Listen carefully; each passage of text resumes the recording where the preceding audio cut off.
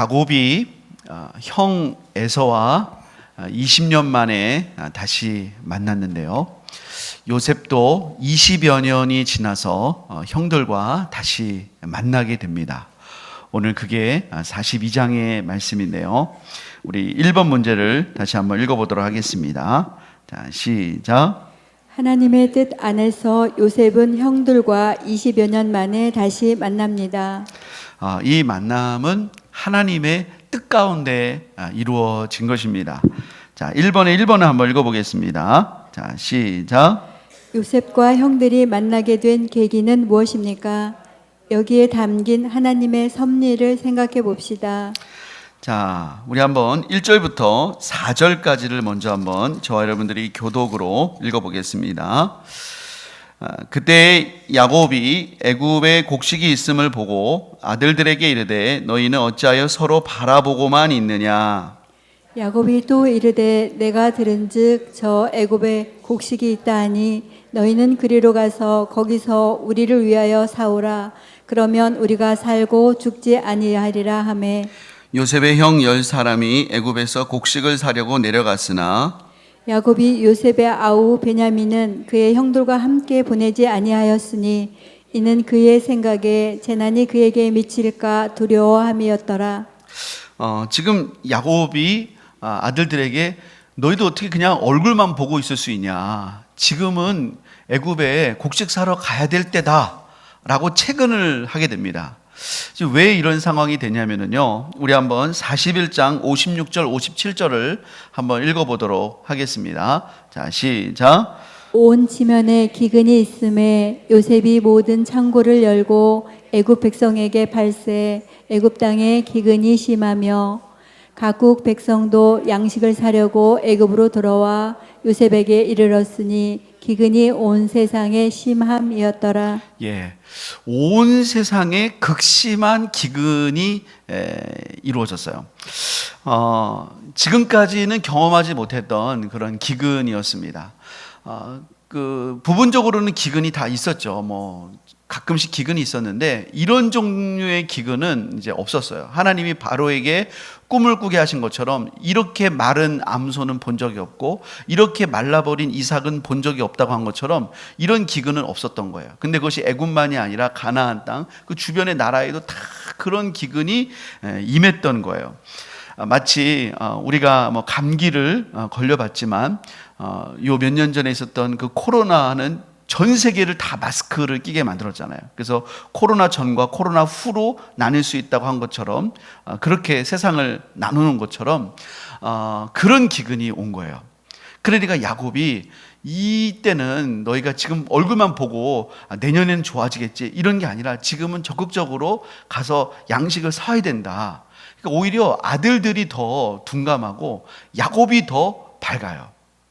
지금 여러분 야곱은 이때 눈이 흐려져 있습니다. 나중에 이제 보게 되면 야곱은 눈이 흐려져 있는데 상황 판단이 더 빨라요. 왜냐하면 야곱은 이때 영적으로 밝아 있기 때문에 그렇습니다. 그러니까 하나님이 보여주는 게 영적으로 깨어있는 자가 이 상황 속에서 하나님이 이 모든 걸 지금 만들어 가시는 거거든요. 이 기근을 하나님이 허락하신 거예요. 근데 이 아들들은 여기서 그냥 얼굴만 바라보고 있고 야곱은 이 기근에 어떻게 행동해야 될지를 지금 알고 있는 거예요. 자, 두 번째는요, 이 가운데 하나님의 이 구원의 계획이 있음을 알 수가 있어요. 자, 우리 한번 5절과 6절을 한번 읽어보겠습니다. 자, 시작. 이스라엘의 아들들이 양식 사러 간 자 중에 있으니 가나안 땅에 기근이 있음이라. 때에 요셉이 나라의 총리로서 그 땅 모든 백성에게 곡식을 팔더니 요셉의 형들이 와서 그 앞에서 땅에 엎드려 절하매. 자, 5절을 보면은요, 그래서 이제 야곱의 아들들이 양식을 이제 사러 갔는데 그 표현을 말씀이 뭐라고 하냐면 이스라엘의 아들들이라고 표현해요. 여기서 야곱을 굳이 이스라엘이라고 표현할 때는 이게 이제 하나님의 뜻 가운데 있다라고 하는 그런 상징적인 뜻이에요. 뿐만 아니라 이 이스라엘의 아들들이라고 하는 것은요, 이들이 지금 단순히 이제 처음에는 이제 먹고 살기 위한 생존의 결정이었는데요, 사실 이게 하나님의 구원 계획 가운데 있었다는 거예요. 하나님께서 이 애굽행을 하나님이 인도하셔서 이 애굽을 가서 이스라엘 민족이, 이 야곱의 자손이 이스라엘의 민족이 되거든요.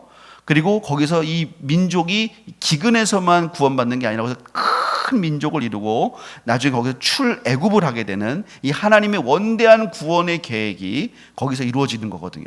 그래서 이 야곱의 아들들이 처음 그 애굽으로 양식을 구하러 가는 그 첫 발걸음을 시작으로 해서 이제 이스라엘 이 민족이 애굽에 가서 이제 430년을 살게 되는 거예요. 그래서 이스라엘이 양식을 구하러 갔다, 이렇게 말씀하시는 거예요. 이게 하나님의 구원 계획 안에 있는 것입니다. 자, 2번을 한번 읽어보겠습니다. 자, 시작. 요셉과 형들은 다시 만났지만 형들은 요셉을 알아볼 수 없었습니다. 그 이유는 무엇일까요? 7절과 8절 읽어보겠습니다. 시작. 요셉이 보고 형들인 줄을 아나 모르는 체하고 엄한 소리로 그들에게 말하여 이르되 너희가 어디서 왔느냐? 그들이 이르되 곡물을 사려고 가나안에서 왔나이다. 요셉은 그의 형들을 알아보았으나 그들은 요셉을 알아보지 못하더라. 요셉은 형들을 보고 한 번에 알아봤어요. 그리고 7절 말씀 보여주세요. 물어봤어요. 어디서 왔냐? 여러분 어디서 왔는지 알아요? 몰라요? 알잖아요. 근데 모르는 사람인 것처럼 물어봐요. 그것도 엄한 소리로 물어봐요. 전혀 눈치 못 채게. 근데 그 엄한 소리를 안 했어도 절대로 눈치를 못 챘을 거예요. 왜냐하면 형들은 이제 나중에 대화 속에 보면 알지만 요셉이 죽은 줄 알았어요. 요셉은 이미 죽었다고 생각을 했고요. 또한 요셉이 살았더라도 애굽의 총리가 됐을 거라는 생각을 못했어요. 게다가 이 그 가나안 사람들은 이 수염을 이렇게 깎지 않아요. 근데 애굽 사람들은 면도를 해요. 풍습이 달라요. 그러니까 요셉은 싹 면도를 하고 있고 자기들은 이렇게 수염을 기르고 있고, 그러니까 전혀 뭐 상상할 수 없는 그런 외모를 하고 있기 때문에 모르는 거예요. 그러니까 형들은 요셉을 전혀 알아보지 못하고 요셉은 단번에 알아보는 거예요. 그리고 위치가 전혀 다른 거죠.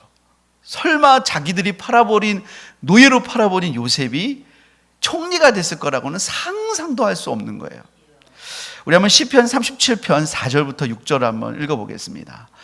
요셉이요, 그 노예로 팔린 요셉이 이런 위치가 됐는데요. 우리 한번 이 말씀 읽어보겠습니다. 시작. 또 여호와를 기뻐하라. 그가 내 마음의 소원을 내게 이루어 주시리로다.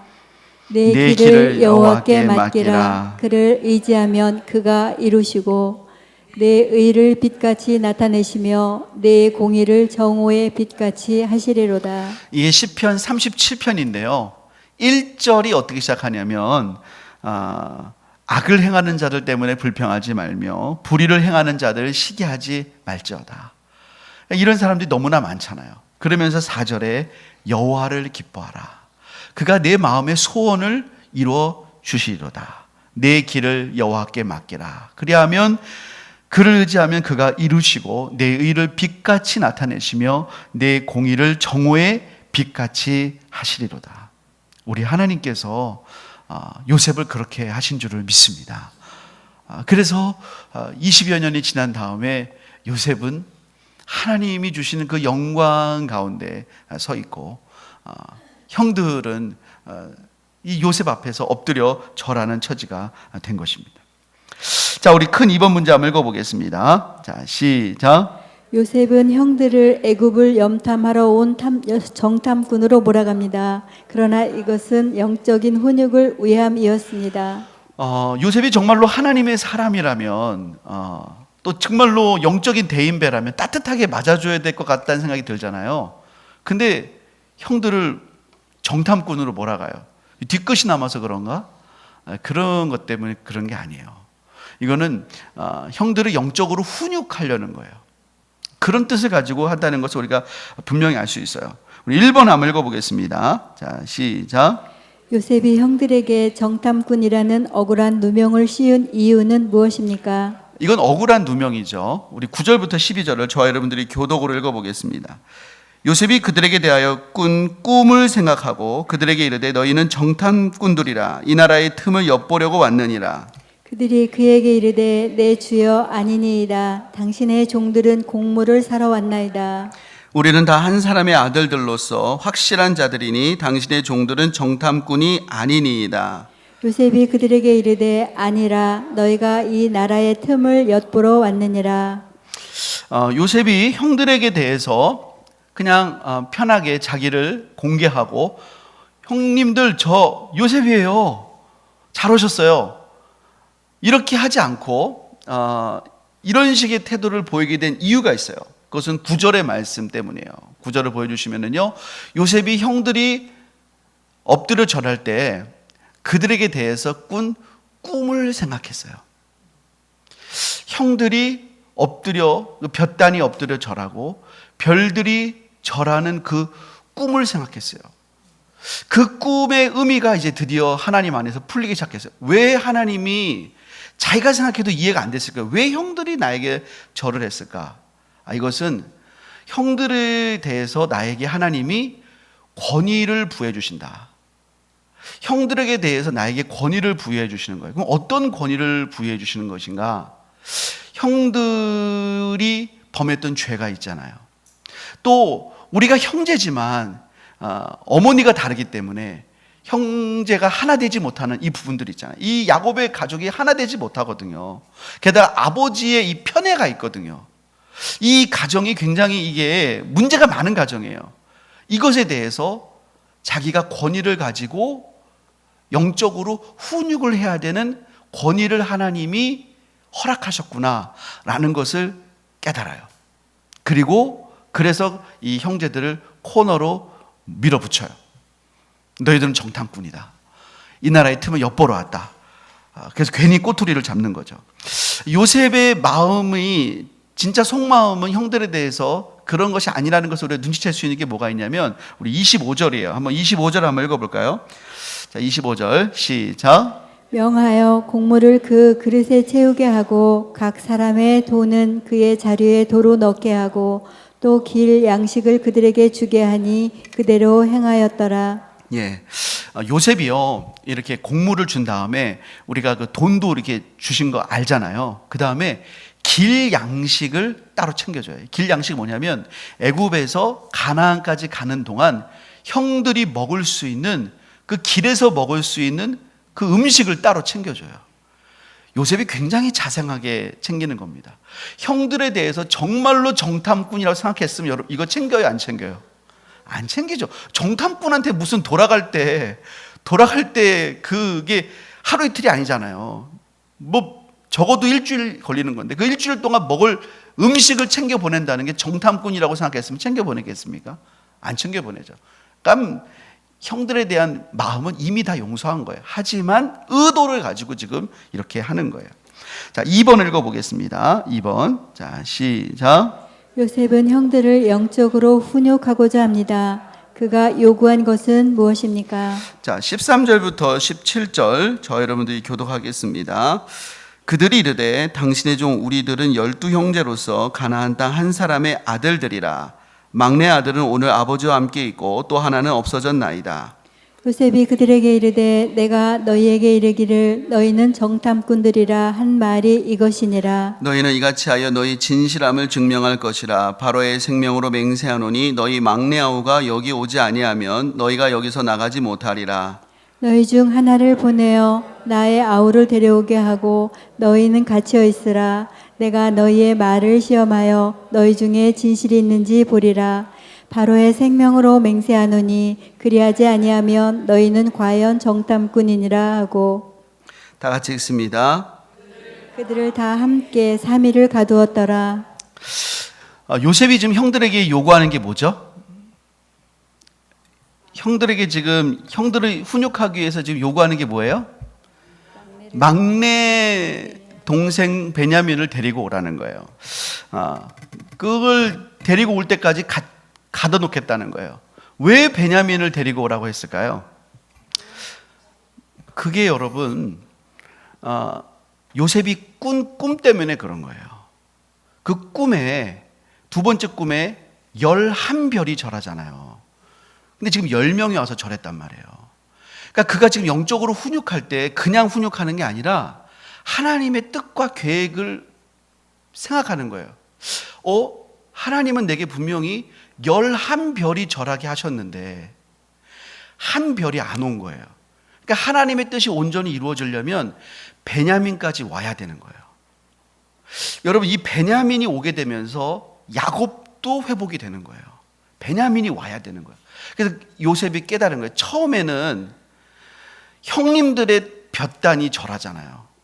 거기 베냐민의 단은 안 나와요. 형님들의 단이 절을 해요. 근데 그 다음에는 11별이 절을 한단 말이에요. 그러니까 베냐민이 와서 절을 해야 돼요. 그걸 깨달아요. 베냐민이 와야 되는구나. 그래서 요구를 하는 거예요. 너희 막내 아우가 와야 된다. 그래서 그거를 강하게 푸시하는 거예요. 너희가 정말 진실하다면 베냐민이 와야 된다. 그리고 처음에는 다 가둬놓고 아주 강하게 푸시해요. 너희 중에 한 명만 돌아가서 데리고 와라. 그리고 3일 동안을 가다 놓는 거예요. 그러면서 그들의 마음을 아주 강하게 두렵게 이제 만드는 거죠. 요셉이요, 지금까지 보디발 집에 또 감옥에 또 나중에 이제 이 바로의 꿈을 해몽하고 대안을 제시하면서 그가 그냥 꿈만 해몽하는 게 아니라 하나님 주신 꿈을 해몽하면서 분별하고 대안을 제시하는 이 영적인 분별력과 이 지혜와 이 지도력이 굉장히 늘어난 거예요. 우리는 이것이 총리가 되기 위해서 하나님이 이렇게 훈련하셨구나라고 생각할 수 있는데, 더 큰 하나님의 그림은요, 하나님의 백성을 위한 거예요. 이 상황 속에서 이 형들과 이 이스라엘의 이 야곱의 가족을 영적으로 훈육할 수 있는 지혜가 지금 요셉에게 있는 거예요. 요셉을 통해서 지금 이 형들이 영적으로 수술이 되고 있어요. 하나님의 대리인으로서 요셉이 이 가정을 수술하고 있어요. 나중에 이 형들이 자기의 죄를 막 깨닫고 지금 요셉이 못 듣는 줄 알고 막 죄를 고하고 막 그렇게 된단 말이죠. 그러니까 요셉이 하나님의 지혜 가운데 이렇게 할 수 있는 그 수술이 되고요. 나중에 요셉이요, 자기 집을 데리고 오는데도 그 애굽의 가장 좋은 땅들이 아니라 고센 땅에다 놔요. 고센 땅에다. 이 고센 땅에다 놨기 때문에 430년이 지난 다음에도 이 민족이 애굽과 섞이지 않고 바로 출애굽할 수 있도록 그렇게 구별된 민족으로 승리할 수 있게 되는 거예요. 이게 다 요셉이 갖고 있는 영적인 분별력과 통찰력과 지도력을 하나님이 그 노예 생활과 감옥 생활을 통해서 그 꿈과 해몽과 대안을 통해서 훈련시킨 거예요. 그러니까 하나님에게는 절대로 허튼 시간이 없어요. 그 시간을 하나님 앞에 믿음으로 충실히 걸어가는 것이 너무나 중요한 거예요. 요셉에게는 왜 하나님이 이 시간들을 내게 왜 이렇게 버리시게 하는 것 같은가? 절대로 버리는 시간이 없는 거예요. 하나님에게는 다 의미 있는 시간인 거예요. 자, 3번 읽어보겠습니다. 자, 시작. 3일을 감옥에 갇힌 요셉의 형들은 억울함과 두려움을 느꼈습니다. 또한 아버지도 걱정되었을 것입니다. 이때 요셉의 새로운 명령이 떨어집니다. 18절부터 20절 읽어보겠습니다. 자, 시작. 사흘 만에 요셉이 그들에게 이르되 나는 하나님을 경외하노니 너희는 이같이 하여 생명을 보존하라. 너희가 확실한 자들이면 너희 형제 중 한 사람만 그 옥에 갇히게 하고 너희는 곡식을 가지고 가서 너희 집안에 굶주림을 구하고 너희 막내 아우를 내게로 데리고 오라. 그러면 너희 말이 진실함이 되고 너희가 죽지 아니하리라 하니 그들이 그대로 하니라. 감옥에 3일 동안 갇혀 있었어요. 3일이라는 걸 알고 갇힌 게 아니라 일단 갇힌 거예요. 그 3일이 얼마나 길었겠어요. 기약이 없는 거잖아요. 너희 중에 오직 한 사람만 가서 그 사람이 막내 아우를 데리고 와서 너희들의 진실함을 증명해야 되는데 이거 자신이 없어요. 잘못했다가는 베냐민까지 다 잡히는 수가 있는 것이고 이게 어떻게 될지를 모르는 거예요. 아무도 이거를 선뜻 말할 수가 없어요. 너무나 두렵고요, 억울했어요. 자기는 정말로 정탐꾼이 아니고 자기는 정말 한 아버지의 형제인데 답답한 거예요. 게다가 또 양식을 기다리고 자기를 눈이 빠지라 기다리는 아버지 야곱이 걱정됐을 거예요. 근데 애굽의 총리가 사흘 만에 이들을 불러서 이렇게 말을 시작합니다. 나는 하나님을 경외한다. 그 말을 듣는데 이들이 이 애굽의 총리가 하나님을 경외한다고? 너희는 이같이 하여 생명을 보존하라. 태도가 싹 바뀌었어요. 너희가 정말 확실한 자들이라면 그러면 너희들 정말 다 형제일 테니까 그럼 한 사람만 갇히고 너희들은 다 가서 곡식을 줄 테니까 가서 일단은 집안의 굶주림을 다 면하고 내가 말한 대로 막내 아우를 데리고 와라. 그랬더니 어떻게 해요? 20절 마지막에 보니까 그들이 그대로 하니라. 알겠습니다. 그대로 하겠습니다. 여지가 생긴 거예요. 여지가. 애굽 총리의 자비와 긍휼을 느낀 거예요. 이 정도면 여지가 있는 거예요. 자, 4번 한번 읽어보겠습니다. 4번. 자, 시작. 애굽 총리가 하나님을 경외하노니라는 말로써 자비와 긍휼의 태도로 바뀌는 것을 보면서 형제들에게 일어난 변화는 무엇입니까? 자, 21절부터 24절 저와 여러분들이 교독합니다. 그들이 서로 말하되 우리가 아우의 일로 말미암아 범죄하였도다. 그가 우리에게 애걸할 때에 그 마음의 괴로움을 보고도 듣지 아니하였으므로 이 괴로움이 우리에게 임하도다. 르우벤이 그들에게 대답하여 이르되 내가 너희에게 그 아이에 대하여 죄를 짓지 말라고 하지 아니하였더냐. 그래도 너희가 듣지 아니하였느니라. 그러므로 그의 핏값을 치르게 되었도다 하니 그들 사이에 통역을 세웠으므로 그들은 요셉이 듣는 줄을 알지 못하였더라. 요셉이 그들을 떠나가서 울고 다시 돌아와서 그들과 말하다가 그들 중에서 시므온을 끌어내어 그들의 눈앞에서 결박하고 이들이 지난 3일 동안 감옥에서 생활을 했어요. 그러다가 애굽 총리가 끌어냈어요. 도대체 왜 끌어내는 것일까? 우리를 처형하는 것일까? 그런데 갑자기 이 총리가 나는 하나님을 경외한다. 그리고 이들에게 자비와 긍휼의 태도를 보여줬어요. 그랬을 때 이들에게 나타난 반응이 뭐냐면요, 지난 20여 년 동안 이 형제들 안에서 금기시되던 대화의 주제가 있었어요. 집에서 절대로 꺼내면 안 되는 얘기가 있어요. 여러분 무슨 얘기겠어요? 요셉 얘기죠. 아버지는 밤이나 낮이나 맨날 요셉. 그러나 형제들은 절대로 그 얘기 안 하는 거예요. 절대로 그 얘기 안 하는 거예요. 철저히 비밀로 붙여졌어요. 근데 이들이 억울한 일을 당하면서, 두려운 일을 당하면서, 또 하나님을 경외하면서 자비와 긍휼을 베푸는 사람을 보면서, 그러면서 이때 드디어 얘기를 하는 거예요. 우리가 아우의 일로 말미암아 범죄했다.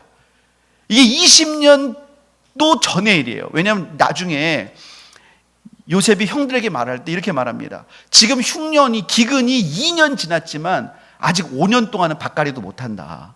그러니까 지금 풍년 2년 지나고 기근 2년 지난 거예요.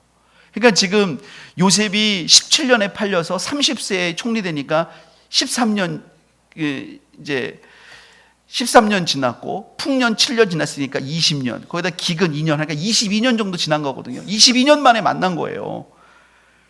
22년 전에 우리가 정말 잘못했다. 이제서야 고백하는 거예요. 우리가 정말 그때 잘못했다. 우리가 그때 우리 아우가 애걸함을 보면서도 그거를 팔아버렸다. 그때 그 구덩이에 빠진 아우가 얼마나 두려웠는지를 자기가 감옥에 갇혀보고 안 거예요. 3일 동안 갇혀보고. 우리 동생은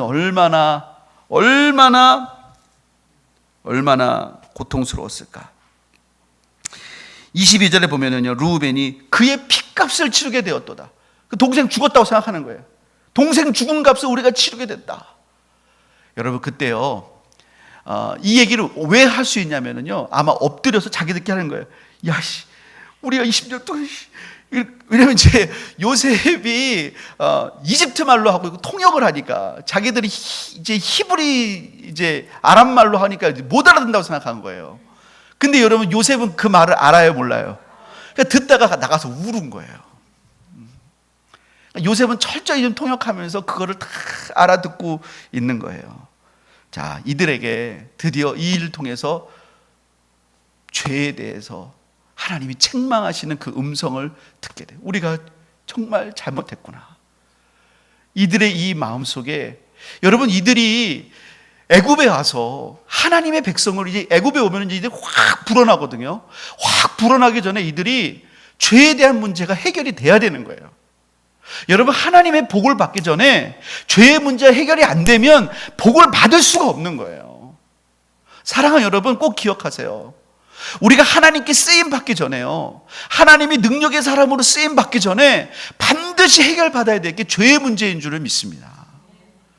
이 죄의 문제가 해결이 안 되면요, 하나님이 사용하실 수가 없어요. 하나님 앞에 성결해지지 않으면 하나님이 사용하실 수가 없어요. 우리가 하나님 앞에 범죄했을 수 있어요. 우리가 하나님 앞에 정말 부끄러웠을 수 있어요. 그러나 정말로 하나님 앞에 우리의 죄를 고백하고 그 죄의 문제를 정말로 하나님 앞에, 하나님과 사람 앞에 정말로 해결하고,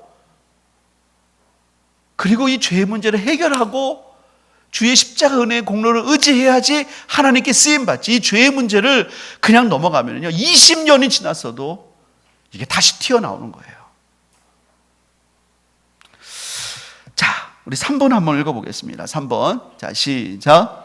요셉의 형들은 양식을 얻어왔지만 죄의 문제가 해결되기 전까지 자유롭지 못합니다. 요셉의 형들이 양식을 얻어왔어요. 근데 죄의 문제 해결될 때까지는 자유롭지 못해요. 어떻게 생각하면 우리가 시므온이 묶여 있으니까 그렇지 않은가? 여러분, 거기서 이제 시므온이 묶이잖아요. 그렇게 생각할 수도 있는데 그것 때문이 아니에요. 자, 우리 1번 읽어보겠습니다. 자, 시작. 형들은 집으로 가는 도중에 돈이 그대로 있는 것을 발견합니다. 이들의 반응은 어떠합니까? 자, 우리 26절부터 28절까지 읽어보겠습니다. 시작. 그들이 곡식을 나귀에 싣고 그곳을 떠났더니 한 사람이 여관에서 나귀에게 먹이를 주려고 자루를 풀고 본즉 그 돈이 자루 아귀에 있는지라. 그가 그 형제에게 말하되 내 돈을 도로 넣었도다. 보라, 자루 속에 있도다. 이에 그들이 혼이 나서 떨며 서로 돌아보며 말하되 하나님이 어찌하여 이런 일을 우리에게 행하셨는가 하고. 이들이 자기들의 이제 여관으로 가서 잠깐 짐을 풀고 나귀에게 이제 양식을 주려고 하다가 돈이 자루에 그대로 있는 걸 보고 혼이 나서 떨었다. 이게 얼이 빠졌다는 얘기예요. 사실 여러분, 이게 그 돈을 다시 챙겨준 건 이 요셉의 이게 지침이었는데, 이거는 요셉이 괜히 괴롭히려고 그런 게 아니고 자비고 아량이었어요. 왜냐하면 요셉은 처음부터 자기 가족들에게 돈을 받고 양식을 팔 마음이 조금도 없었어요. 왜 자기 가족에게 그렇게 하겠어요? 그럴 마음이 없었어요. 나중에 이제 두 번째 올 때 형들이 그 전에 것까지 다 돈을 싸들고 왔는데 요셉이 거기에 대해서는요, 아무런 추궁도 안 합니다. 이렇게 말해요. 이미 그 돈은 다 받았고 그때 그거는요, 너희의 하나님 아버지가 너희에게 주신 것이다 하고 그냥 쿨하게 넘어가요. 그거에 대해서는 전혀 얘기도 안 해요. 이런 방구도 안 해요. 근데 문제는 뭐냐면요, 지금 이들의 양심이 이거에 대해서 편하지 않는 거예요. 이 불편한 돈이 왔어요. 이것 때문에 물론 1차적으로 지금 시므온이 묶여 있으니까 이것 때문에 혹시 우리 형제 시므온이 해코지 당하지 않을까, 이것도 지금 마음이 불편하지만 근본적으로는 여기에 깊은 죄책감이 있는 거예요. 우리 한번 28절을 다시 한번 읽어볼까요? 자, 시작. 그가 그 형제에게 말하되 내 돈을 도로 넣었도다. 보라, 자루 속에 있도다. 이에 그들이 혼이 나서 떨며 서로 돌아보며 말하되 하나님이 어찌하여 이런 일을 우리에게 행하셨는가 하고. 이들이 야, 시므온 어떻게, 이렇게 말하는 게 아니라 하나님이 어찌하여 이런 일을 우리에게 행하셨는가, 이거 하나님이 하신 일이다. 우리가 애굽에서 당한 일도 그렇고 이거 우리의 죄에 대해서 하나님이 우리에게 계속해서 책망하시고 이거 말씀하시고 하나님이 이거 하시는 일이다. 이 돈을 가지고 온 것도 이건 분명히 요셉의 배려였고 아량이었는데 하나님이 이거 하시는 거다. 여러분, 이들이요, 자기들의 죄를 서로 한번 다 꺼낸 다음에, 죄의 문제를 대면한 다음에 그 다음에 이들의 입에서 하나님이 나오기 시작해요. 이 형제들이 잘 하나님 얘기를 안 하거든요. 이 형제들이. 근데 참 놀라운 게 여러분, 형제들이 죄를 얘기하니까 하나님을 얘기해요. 여러분, 죄를 깨달아야 하나님 앞에 설 수 있는 줄을 믿습니다. 이게 참 놀라워요. 여러분, 사람이 자기가 죄인인 걸 알면은요, 예수님 금방 만납니다. 문제는 자기가 죄인인 걸 모르기 때문에 예수님 못 만나는 거예요. 정말 죄인인 걸 깨달으면 예수님 만나요. 근데 그걸 못 깨달으니까 예수님을 못 만나는 거예요. 여러분, 이렇게 해서 이제 갔다가 와서 두 번째 오잖아요. 그리고 이제 다시 양식 가지고 가는데, 그때는 이번에는 베냐민의 자루에만 요셉의 은잔을 두잖아요. 그 은잔이 발견되잖아요. 그래서 베냐민만 데리고 가려는 건 형제들이 다 가잖아요. 그래서 요셉이 이 베냐민은 여기다 두어야 된다 할 때 유다가 거기서 나서서 항변할 때, 여러분, 그때 유다가 뭐라고 그러는지 아십니까? 우리 한번 창세기 44장 16절 한번 읽어보겠습니다. 창세기 44장 16절입니다.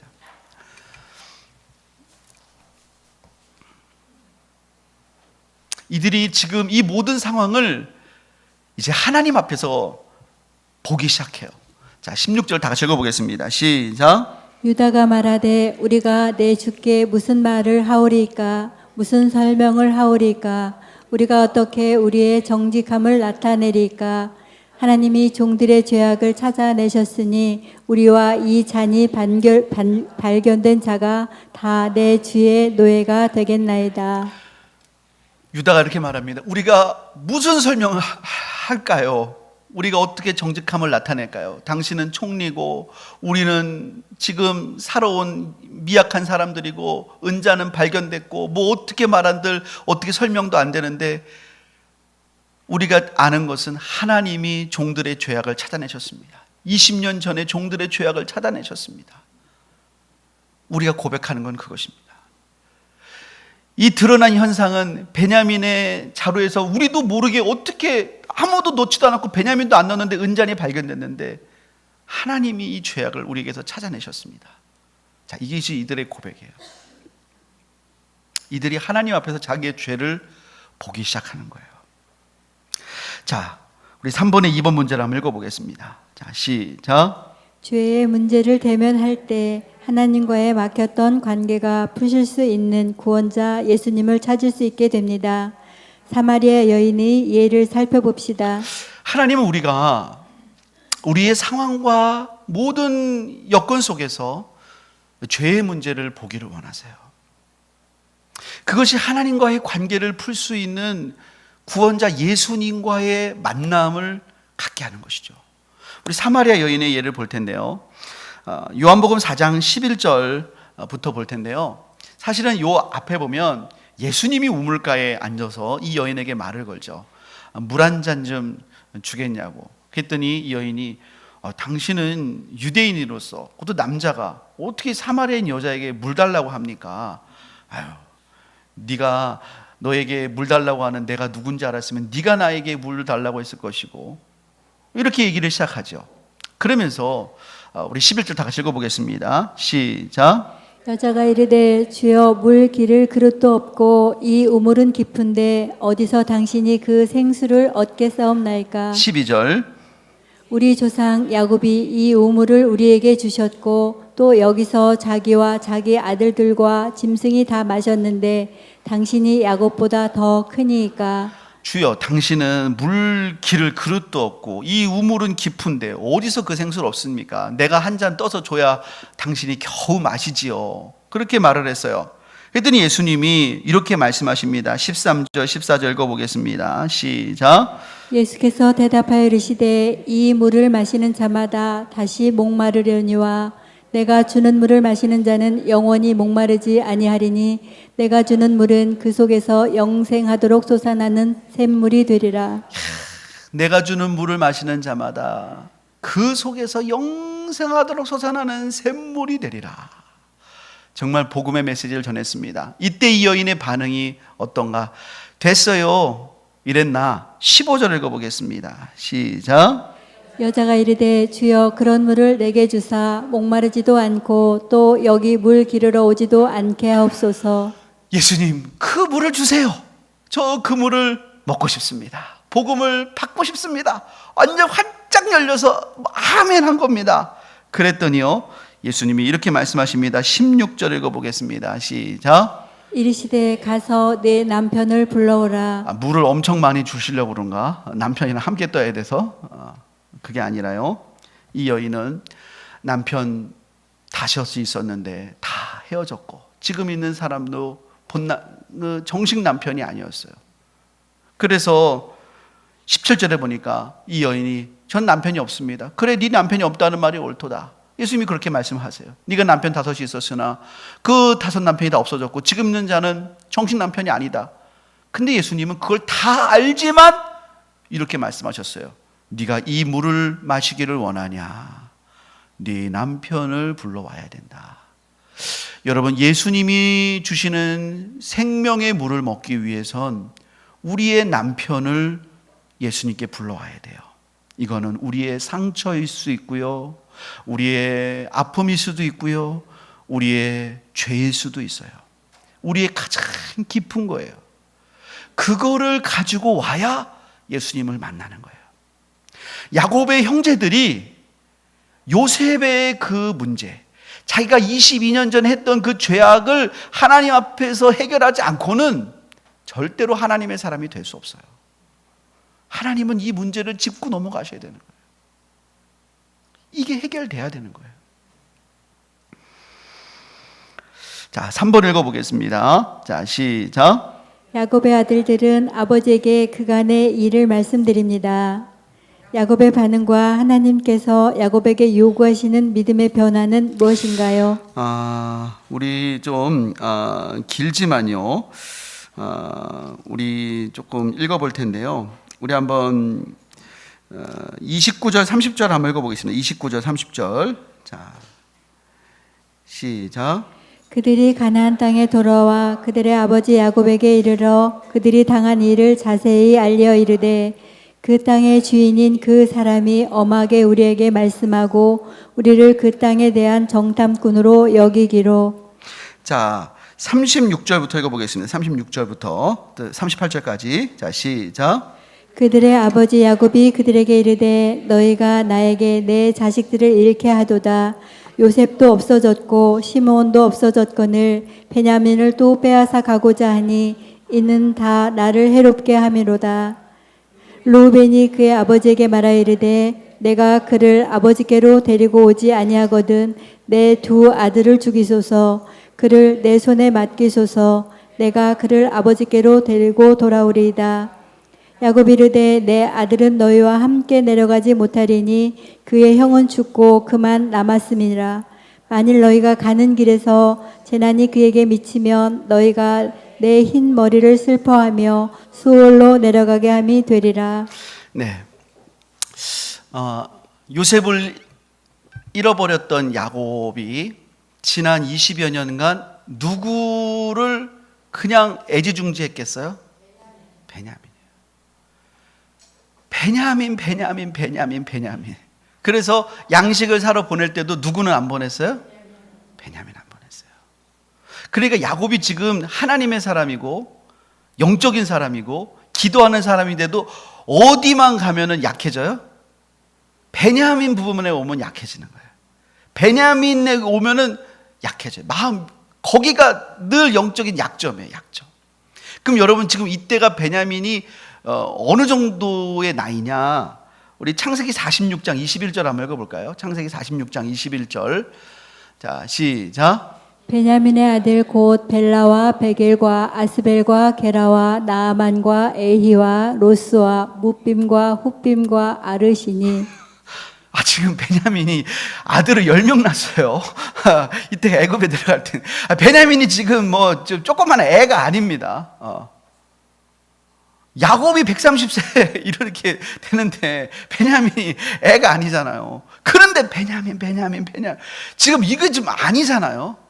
여러분, 이거는 마음에서 못 놓는 거예요. 마음에서. 이거는 아니잖아요. 그러니까 하나님께서 요셉에게 베냐민을 데려오게 하겠다는 마음을 주신 게 뭐냐면, 이게 형들의 문제만이 아니라 야곱도 보면은 11별과 해와 달도 요셉에게 와서 절한, 요셉의 권위 아래서 그 가정이 치유되잖아요. 지금 야곱도 하나님이 요셉을 통해서 그 가정을 건드리시는 거, 수술하시는 거예요. 지금 야곱의 가장 큰 아킬레스건 편애잖아요. 편애라는 부분, 이 부분을 건드리시는 거예요. 지금 어떻게 하시냐? 양식이 떨어지는 거예요. 우리가 다음 주에 보겠는데요. 그래서요 43장 14절에 그가 하나님 앞에서 결단합니다. 자, 우리 한번 읽어보겠습니다. 마지막으로요. 자, 43장 14절입니다. 자, 시작. 전능하신 하나님께서 그 사람 앞에서 너희에게 은혜를 베푸사 그 사람으로 너희 다른 형제와 베냐민을 돌려보내게 하시기를 원하노라. 내가 자식을 잃게 되면 이르리로다. 베냐민을 데려가라고 허락하면서 베냐민이 돌아올 수 있을지, 시므온이 돌아올 수 있을지 야곱도 몰라요. 근데 딱 하나, 전능하신 하나님께서, 그의 부정을 뛰어넘는 것은 전능하신 하나님이에요. 나를 지금까지 붙잡아 주신 하나님, 나의 삶을 인도하신 하나님, 살아계신 하나님, 전능하신 하나님, 나는 그 하나님을 믿노라. 여러분, 우리가 그 모든 것에서 이겨낼 수 있는 건 하나님이에요. 우리의 감정, 우리의 여러 가지 것들이 우리는 우리의 힘으로, 우리의 것들로 못 이겨요. 하나만으로 이길 수 있어요. 하나님 안에서만 이길 수 있어요. 야곱은 전능하신 하나님을 의지하고 베냐민을 내어보내요. 차라리 자기가 죽는 게 낫는데 이건 믿음으로 이기는 거예요. 저 여러분들에게 이 은혜가 임하기를 소원합니다. 우리 함께 기도하겠습니다. 우리에게 여러 가지 부분이 있을 것입니다. 어쩌면 요셉처럼 형들과 하는 대화를 듣다가 눈물이 흘리는 우리의 모습이 있을 수 있고요. 또 우리의 죄를 하나님이 만지셔야 될 부분이 있을 수 있습니다. 어쩌면 야곱처럼 또 하나님 앞에 쓰임받고 있고 하나님 앞에 기도하고 주의 음성을 듣지만 어떤 부분에서는 너무나 약한, 이것만은 안 돼요 하는 우리의 부분도 있을 수 있어요. 그러나 주님께서는 전능하신 하나님, 완전하신 하나님을 오늘도 의지하기를 원하십니다. 그 하나님이 살아계셔서 우리를 붙잡아 주십니다. 우리 시간 그 하나님 의지하면서 우리 조용히 주님의 이름 한번 부르고 기도하겠습니다. 주여 하나님 아버지, 주의 말씀 의지하며 우리가 잠잠히 하나님 앞에 하나님 기도하며 나아갑니다. 주여 하나님 아버지, 하나님 오늘도 하나님이 삶 가운데 하나님 요셉을 통해서 하나님 아버지, 하나님 이 야곱의 가족을, 이 이스라엘의 가족을 하나님 만지시고 하나님 치유해 가시며 하나님 새롭게 빚어가시는 줄 믿습니다. 하나님 가족 안에 여러 가지 많은 문제가 있었습니다. 하나님 다툼과 분열과 하나 되지 못함과 하나님 여러 가지 것도 있었지만 그대로 두지 않으시고 이들을 수술하시고 일으켜 세우시고 하나님 이들을 온전히 빚어가시며 하나님 이들 가운데 기근도 허락하시고 이들 가운데 여러 가지 것들을 허락하시면 그걸 통해서 하나님 그것이 끝이 아니라 하나님의 백성으로 세우시고 하나님의 사람으로 하나님의 민족으로 빚어가시고 결국은 예수 그리스도가 올 수 있는 하나님 그 모판으로 삼으시는 하나님의 원대한 계획을 바라봅니다. 주여 우리도 그렇게 빚어가 주시기를 소원합니다. 우리의 모습은 지금 너무나 연약하지만 우리를 통해 우리 안에 착한 일을 시작하신 이께서 우리를 온전히 이루사 우리로 하여금 그리스도의 형상이 완전히 이루어질 수 있는 그런 역사가 일어나게 하여 주옵소서. 우리 다시 한번 기도하실 때 하나님, 전능하신 하나님, 우리가 믿음으로 나아가기 원합니다. 하나님 우리에게 믿음을 더하여 주시고 우리에게 성령을 부어주사 우리의 모든 삶의 순간에 주의 말씀을 따라 믿음으로 순종하게 하여 주옵소서. 다시 한번 주님의 이름 부르고 합심으로 하나님 앞에 기도합니다. 주여 주시고 하나님 아버지 하나님 우리가 온전히 믿음으로 나아가기를 원합니다. 하나님 아버지 하나님 우리에게 믿음을 더하여 주옵소서. 하나님 우리의 연약한 믿음 가운데 하나님 말씀을 부으시고 성령을 부으시고 하나님 은혜를 부으셔서 우리가 믿음으로 나아가기를 원합니다. 우리의 삶이 하나님의 너무나 세미한 간섭을 느낍니다. 하나님 우리가 그 삶 속에서 하나님 뜻을 따라가며 순종하며 주 뜻대로 인도받는 우리의 삶이 되도록 주여 역사하시고 인도하시고 하나님 주장하여 주옵소서. 주관하여 주옵소서. 이끌어 주시옵소서. 하나님만 영광 받아주시기를 소원하오며 예수님의 이름으로 기도합니다. 아멘.